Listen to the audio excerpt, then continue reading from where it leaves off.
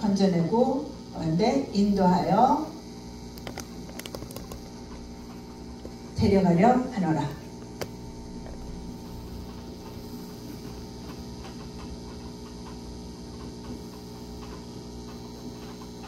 여기가 어디냐? 여기가 가나안이고 우리는 천국이다. 우리는 삶의 목표가 천국까지 가는 게 우리의 삶의 목표이고 하나님께서 우리를 천국까지 인도하시기를 원하신다라고 했어요. 근데 천국까지 가지 못하도록 방해하는 모든 세력들은 어떤 사람? 마귀의 세력이 우리를 가지 못하도록 방해하고 있다. 그래서 우리는 그래서 매일매일 마귀들과 싸워서 승리함으로써 천국까지 갈 수 있는 우리 모두가 되기를 합니다. 그럼 먼저 오늘은 보고 듣고 알고. 그럼 무엇을 보고 있느냐? 하나님께서는 우리가 고통당하는 모습을 보고 있다라고 얘기했어요. 그럼 이스라엘 백성들이 여기서 출애굽기 3장 7절 8절 말씀에서 이스라엘 백성들이 어떤 고통을 당하고 있느냐? 그 이전에 이스라엘 백성들이 창세기로 넘어가면은 창세기에서 이스라엘 백성들이 흉년이 들어가지고 어려움을 당하게 돼요. 야곱의 한 가족이. 그런데 그 야곱의 아들들 중에서 요셉이 먼저 애굽에 가게 됐죠. 애굽에 노예로 팔려가게 되고 거기서 노예로 지내다가 그 꿈을 회복함으로 인해서 국무총리라는 자리까지 오르게 돼요. 그리고 풍년이 7년 들고 그 다음에 흉년이 될 거라는 걸 대비하게 되고 그럼으로써 이 애굽 땅에는 흉년이 들어서도 먹을 것이 있는 그런 상황이었어요. 그럴 때 이 야곱의 가족들이 먹을 게 다 떨어져서 배가 고프고 이제 살 길이 없는데 그 애굽 땅에는 먹을 것이 있다더라 해서 그 애굽으로 찾아오게 되죠. 그리고 동생인 요셉을 만나게 되고 그럼으로 해서 야곱의 가족이 그 애굽으로 이사를 오게 돼요. 그리고 애굽에서도 변방에 있는 고센 땅, 목초지인 그 아주 가장 좋은 애굽에서도 가장 목초지로 동물들을 키우기 아주 좋은 그러한 곳에 거주하게 되는 이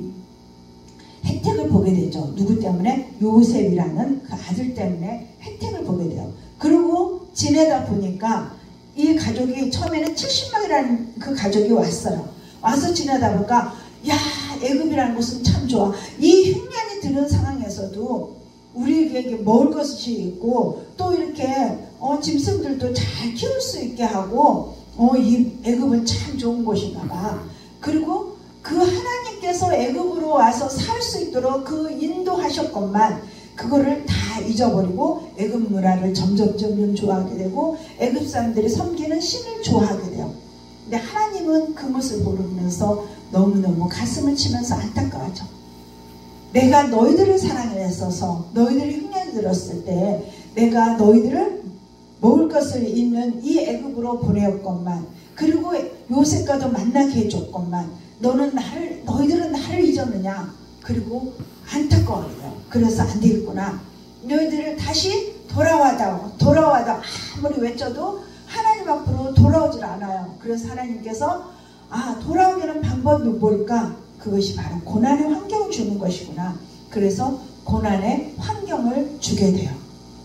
이 요셉이 애굽에서 국무총리가 될 수 있는 것은 그저 될 수가 없는 거였어요. 먼저 뭐냐? 이 이스라엘 백성들은 셈족이에요. 그러니까 셈족이 이 애굽에서 정권을 잡게 된 거예요. 그러니까 자기 민족이 정권을 자기 민족 사람을 국무총리로 세울 수 있었던 거죠.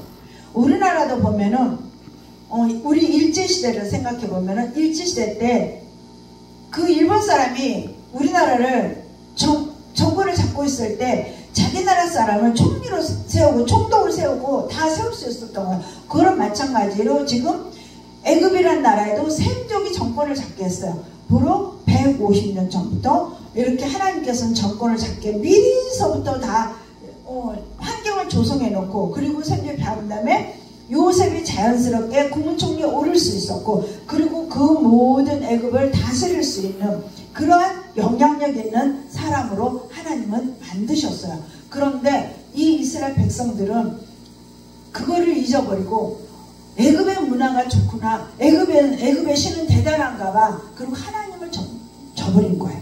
하나님을 등지고 그리고서는 애굽 문화를 쫓아가기 시작했어요. 그러나 하나님은 약속의 하나님, 말씀을 지키시고 그 말씀한 대로 이루시기 위해서 이스라엘 백성들에게 정말 바다와 모래같이, 야곱의 후손들에게 바다의 모래와 같이 많은 족속을 만들겠다는 것처럼 그렇게 많은 민족이 정말 짧은 시간 동안에 상상할 수 없는 인구가 늘어날 수 있도록 하나님께서 그렇게 은혜를 베풀었고, 그리고 이 변방에서 애굽의 그 변방에서 이스라엘 백성들이 잘 먹고 잘 지내고 잘 살게 된 거예요. 그런데 하나님께서 돌아오게 하는 고난의 환경 중에서 이 셈족이 정권을 잡았는데, 이 셈족이 정권이 아니라 이제 애굽에 있는 함족이 정권을 잡게 만들어버린 거예요. 그리고 요셉도 죽었어요. 요셉도 죽고, 그러니까 요셉을 알지 못하는 함족이 정권을 잡고 나니까 도대체 저희끼는 어떤 사람들인데 이 애굽에서 가장 좋은 땅에서 저렇게 잘 지내고 변방에서 저것도 지내네? 그러면은 변방에서 다른 나라가 침공해 왔을 때 같이 손잡고 우리 애굽을 친다 그러면 우리 애굽은 한순간에 다 무너지겠구나 라는 생각이 들어버린 거예요. 그래서 안 되겠다. 저들을 그냥 놔뒀다가는 큰일 날 것 같으니까 저들을 노예로 전략을 시키자. 그래서 뭐가 돼요? 이 이스라엘 백성들이 바로 노예로 전략이 되는 거예요. 노예가 돼요. 그래서 노예가 돼서 뭘 하느냐? 그렇게 편하게 이제 지내던 이런 삶이 다 끝나고 이때부터 중노동을 하기 시작하는 거예요. 그래서 국고성을 쌓고 람성을 쌓고 이런 석사는 이런 일도 하게 되고 이제 중노동으로 이제 힘든 일을 계속해서 해야 되는, 그래야지 겨우 밥을 먹고 배고픔을 달래는 그런 생활을 할 수밖에 없는 그런 노예로 전락한 삶이 되어버리고 말아요. 그러니까 이스라엘 백성들은 이제서야 정신이 번쩍 들어가. 그동안 우리를 이렇게 돌보시고 우리를 인도하신 그 하나님을 우리가 잊고 살았구나.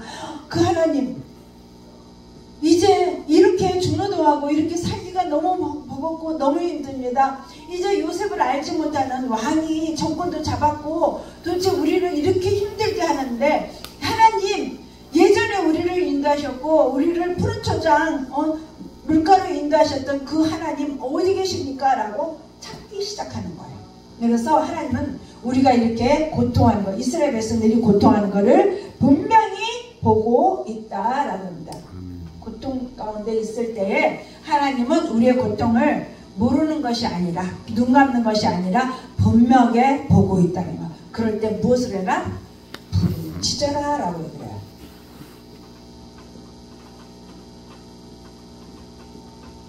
그러니까 이렇게 고난이 오면은, 이런 고난들이 올 때 뭐하라? 부르짖어. 이거는 뭐야? 기도예요.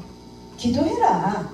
근데 기도를 그냥 기도하는 것이 아니라 편안할 때는 묵상 기도하고 조용조용히 이렇게 기도도 하겠죠. 그런데 물에 빠진 사람은 어때요? 살려달라고 살려주세요 하고 외치는 것처럼 부르짖어 기도하는 것은, 하나님이 아니면 안 돼요. 하나님 저 좀 살려주세요 하고 외쳐야 된다는 거. 이렇게 부르짖어 기도할 때 정말 내가 하나님 아니면 안 된다, 나 하나님 아니면 나 죽을 것 같습니다 라고 정말 애가 끊어지도록 그렇게 간절함을 담아서 부르짖어 기도하는 그 기도를 들으신다는 것입니다. 듣고 계신다.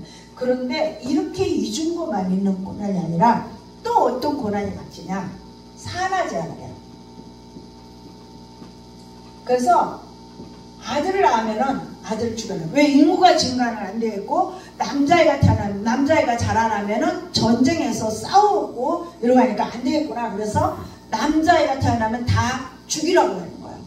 그리고 아이가 산모를 보내가지고 아이가 태어나면은 아이가 남자이면은 죽여버리라 라고, 이렇게 아이를 10달 동안 품었던 그 아이가 죽는 그 모습을 지켜봐야 되는 이 아픔, 이 고통을 또한 겪게 하는 거예요. 이렇게 해서 엎친 데 덮친 격이라고 계속해서 고난이 3종으로 이렇게 겹쳐서 오게 된다는 거죠. 이럴 때 뭐하라? 부르짖어 기도하라 라고 얘기합니다.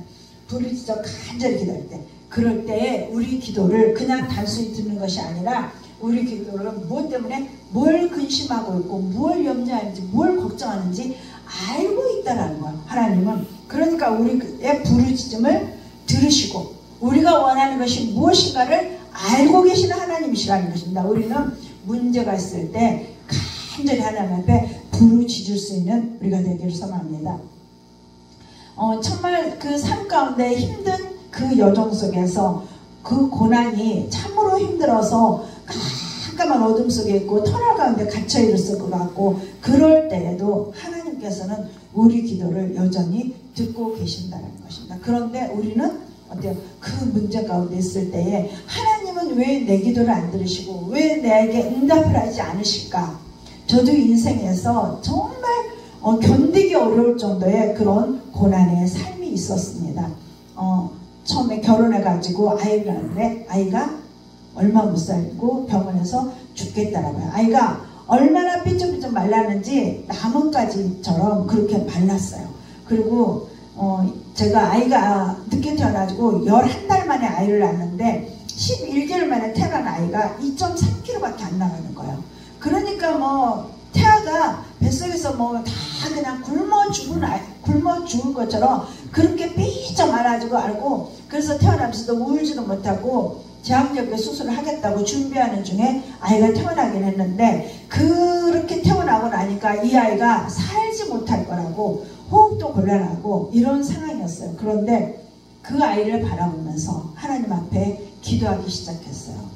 시댁에서는 난리죠. 이 아이 갖다 버리고 빨리 새로운 아이를 낳아라. 건강한 아이 텐지 이렇게 아픈 아이 이런 아이 키워서 되겠냐고.